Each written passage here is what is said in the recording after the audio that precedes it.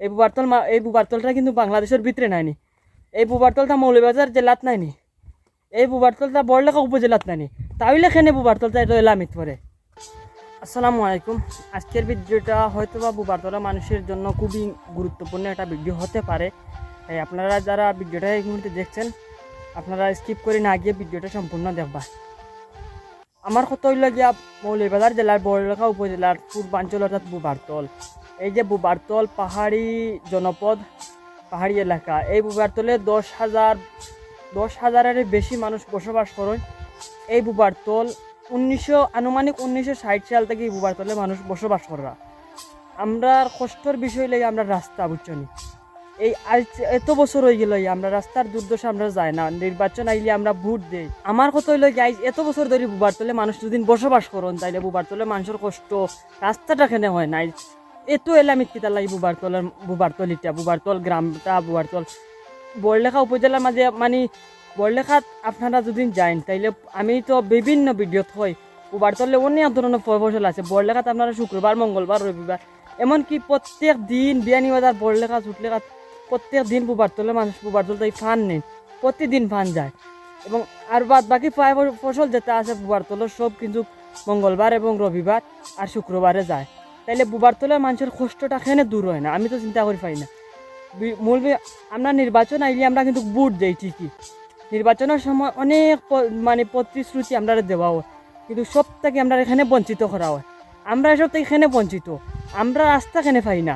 আমরা বুবারতলের মানুষের রাস্তা করার লাগি চেষ্টা করছিলাম, কিন্তু শেষ পর্যন্ত অনেকটা আগুয়াইছেন, লাস্টে গিয়া পারছেন না।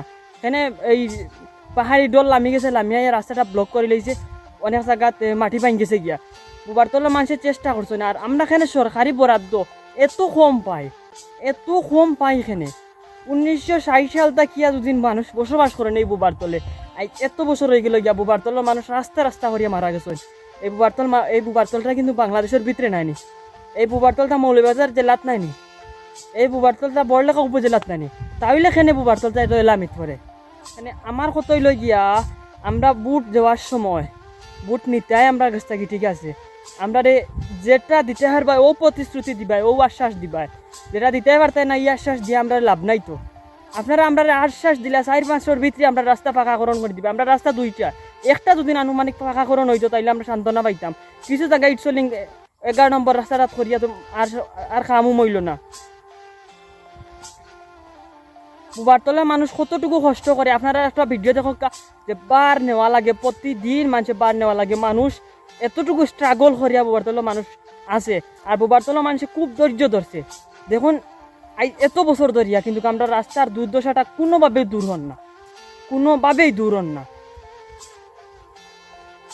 এত মানুষ এই বুবারতলে বসবাস করেন, 10,000-এর বেশি। এত মানুষের মুখে চাইয়া এবার আর নইলে আমরা রাস্তাটার দিকে চাইতাই।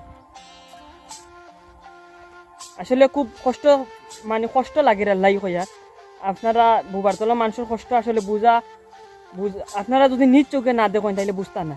প্রতিদিন বারে একটা বার নেওয়া 50 কেজি, 60-70 কেজি। আমরা যদি চাউল বা ডাইল খাইতে চাই তাহলেও আমরা লোহা লাগে। অনেক কষ্ট হয় আমরা বুবারতলার মানুষের। রাস্তার দুর্দশা দূর হন না। কদিন বাদে একটা শোনা যায় ট্রেন্ডিং হয়ে গেছে, বাজেট হয়ে গেছে, আইয়র আর বাদে কোনো খবর নাই। খালি শোনা যায় আইয়র আর বাদে কোনো খবর নাই।